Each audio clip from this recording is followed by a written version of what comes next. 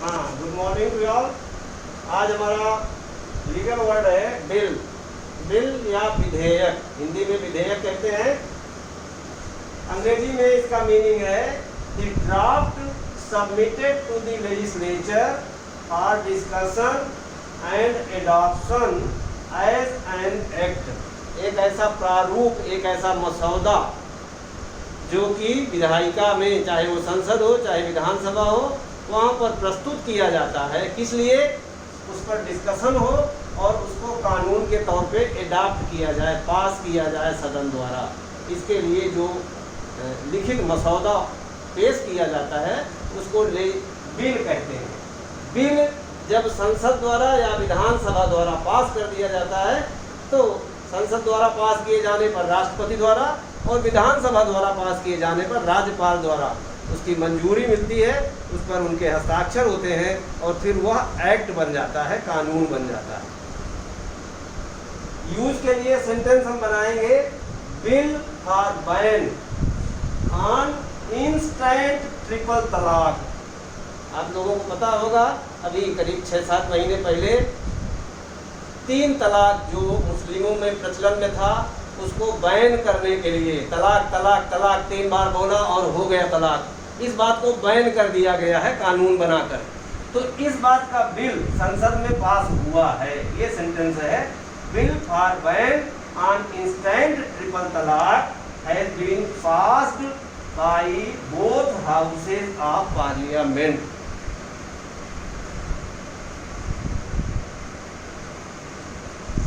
दूसरा यूज आप इसका लिख सकते हैं,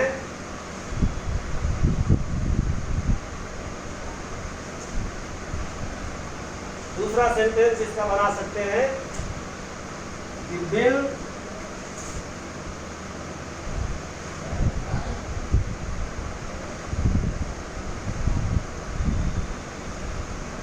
to provide reservation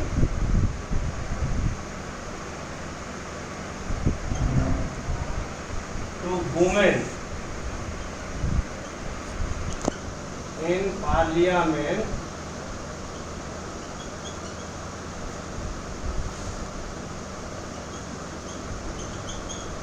would not be passed so far.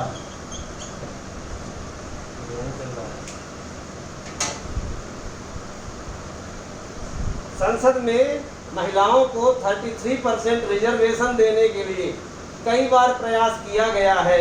जो भी सत्ता दल होता है, सत्तारूढ़ दल होता है, चाहे वो भाजपा हो चाहे कांग्रेस हो, कई बार प्रयास किया गया है, लेकिन विरोध करने वालों, विशेषकर कुछ राजनीतिक पार्टियों ने, उन्होंने विरोध किया और इसके चलते आज तक ये बिल प्रस्तुत नहीं हो सका। प्रस्तुत हुआ है लेकिन उसको फाड़ दिया गया, व्यवधान डाला गया है और पास होने नहीं दिया गया है। तो आप ये सेंटेंस बना सकते हैं, the bill to provide reservation to women in parliament could not be passed so far.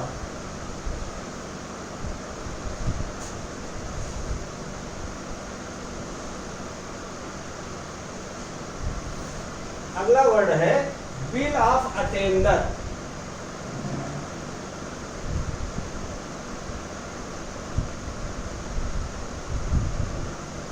Bill of attainder, अब ये प्रचलन में नहीं है लेकिन सिलेबस में है, इसलिए आपको समझना जरूरी है, समझ लीजिए। बिल ऑफ अटेंडर होता क्या है?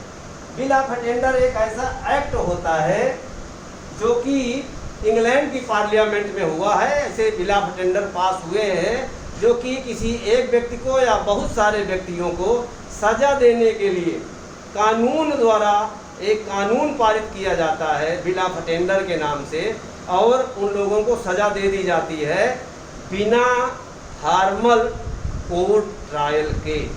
न्यायालय में उन लोगों का जो अन्य आपराधिक प्रक्रिया के विचारण होते हैं उसके बिना किसी को सजा दिए जाने का काम संसद के कानून से किया जाना, ये बिल ऑफ अटेंडर ऐसे कानून को कहते हैं। इसको आप अंग्रेजी में समझ सकते हैं, act of attender.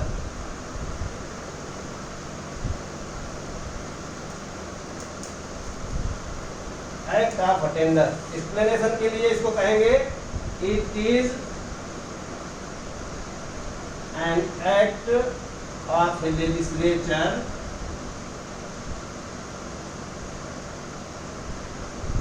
it is an act of legislature declaring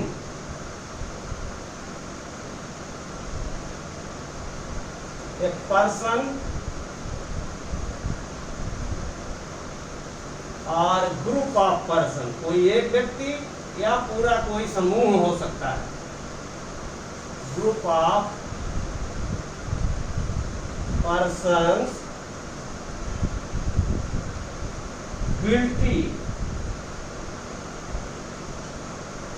of some crime, guilty of some crime and punishing them often without trial।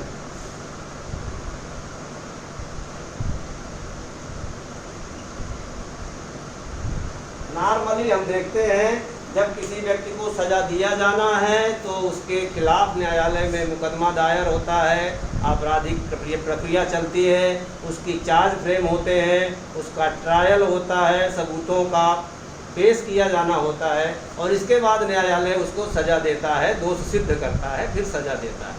लेकिन इंग्लैंड की पार्लियामेंट में या अन्य किसी पार्लियामेंट में हो सकता है एक ऐसा कानून जिससे कानून द्वारा ही किसी व्यक्ति को दोषी सिद्ध कर दिया जाए और उसको सजा देने का प्रस्ताव कर दिया जाए, सजा दे दी जाए बिना सामान्य कानूनी प्रक्रिया के। ऐसे कानून को बिल ऑफ अटेंडर कहा जाता है।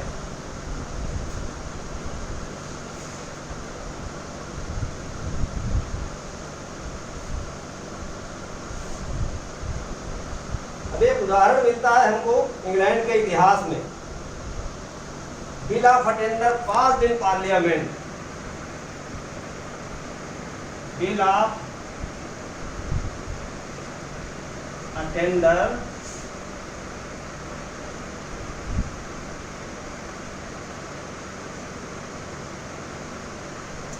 passed in parliament by Henry VIII on 29 January 1542 resulted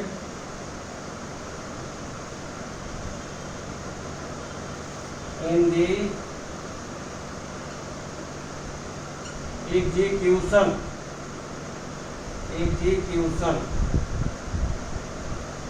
of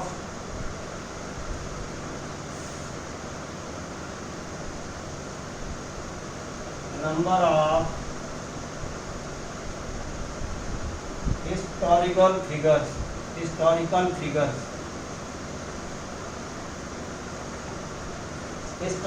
historical figures means इतिहास में जिनका नाम है, इतिहास में जो प्रसिद्ध हैं, ऐसे लोगों को हेनरी अष्टम, वहाँ का राजा था हेनरी अष्टम, जो कि 1542 में एक बिल ऑफ अटेंडर पास हुआ था इस राजा के काल में 29 जनवरी 1542 को।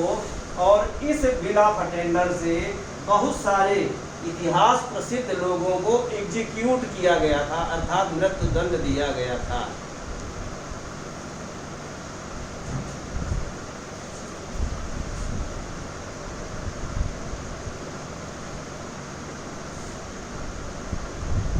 दूसरा एक छोटा सा सेंटेंस आप बना सकते हैं, bill of attainder is no more in bed. Bill of attainder is no more in vogue। in vogue मतलब प्रचलन में नहीं है। बिल ऑफ अटेंडर अब प्रचलन में नहीं है, ये भी एक अपने आप में सेंटेंस है। Bill of attainder is no more in vogue।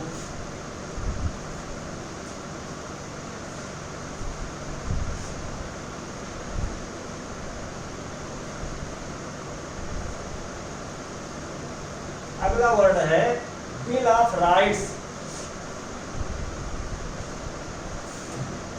Bill of rights, अधिकार पत्र, charter of rights.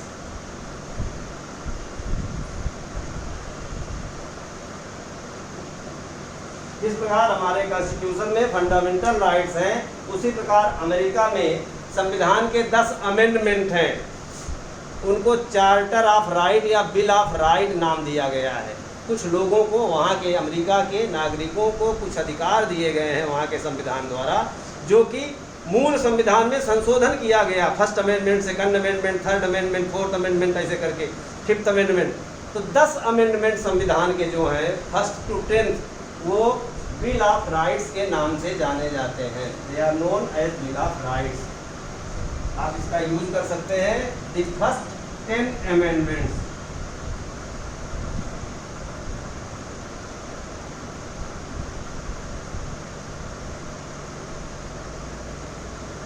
First 10 amendments to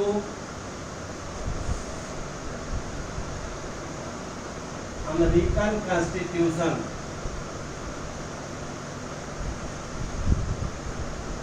consists of Bill of Rights। American संविधान के प्रथम 10 संशोधन बिल ऑफ राइट के नाम से जाने जाते हैं। दूसरा सेंटेंस आप बना सकते हैं, bill of rights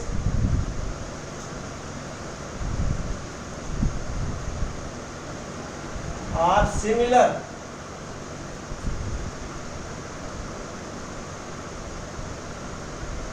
to fundamental rights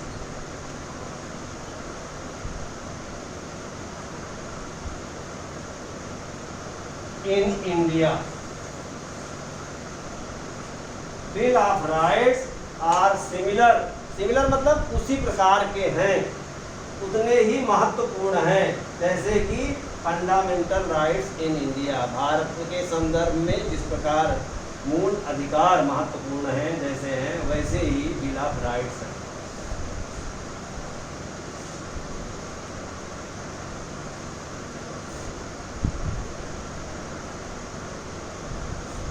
अगला वर्ड है blockade.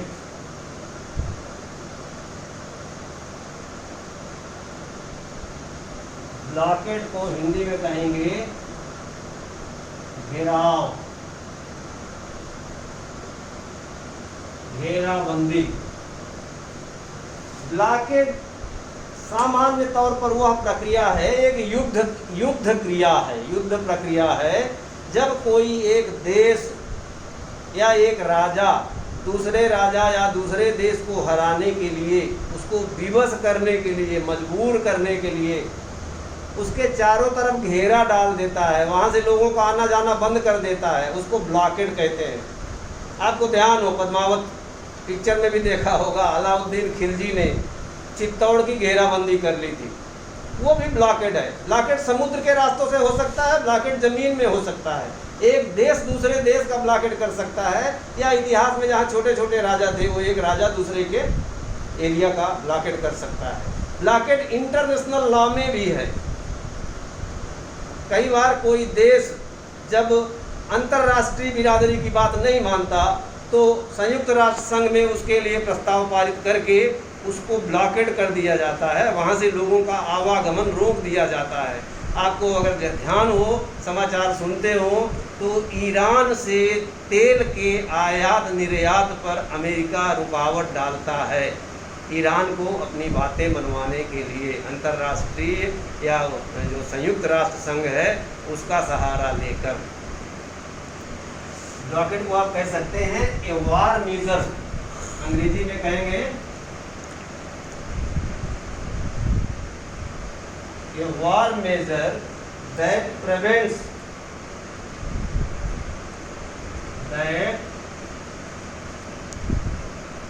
isolates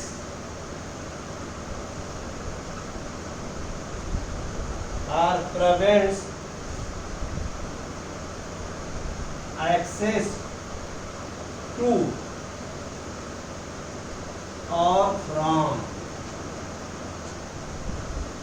country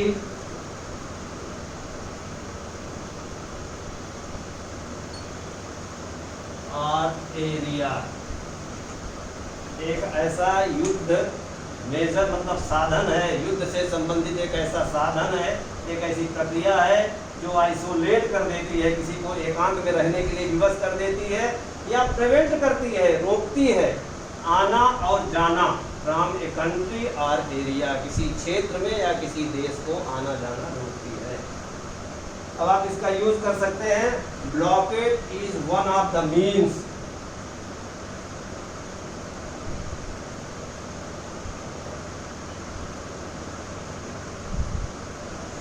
blockade is one of the means to coerce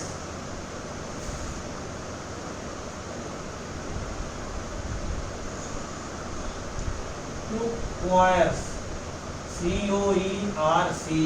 coerce मतलब बाध्य करना, मजबूर करना, coerce a state to follow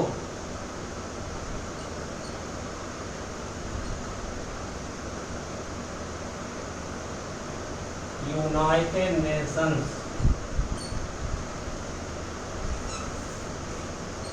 resolution,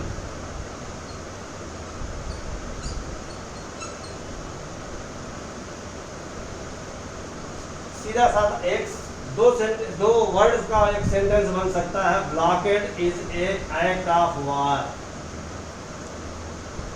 blockade is an act of war,